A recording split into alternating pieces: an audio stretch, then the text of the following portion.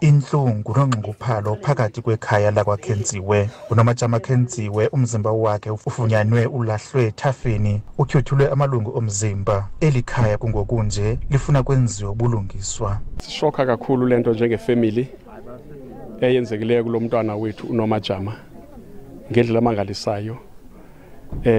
Asaphatha kakuhle kakhulu xa sesibona futhi nokuthi enyanisweni lento iyaqhubeka elalini. Akude kube khona solution kakuhle lento isenzeka. Hey, siphatheka kubi kakhulu indaba kaNomatjama. Kangangoba asikabikho right, asikakwazi kwakulala ezindlini kumbono esiwubonileyo okaNomatjama wokugetyengwa kwakhe. Sive sibuhlungu sidanile xa ezolimala egetyengelwa elalini apho esaziwa khona.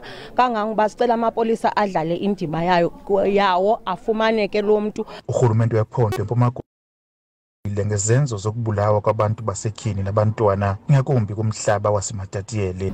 Lalani ngenxeba akuhlangweli ngehliye uThixo ukhona, kodwa urhulumente wenu uza kuyilwa lento futhi sizawuncedisana ukuze umuntu abe behind bars.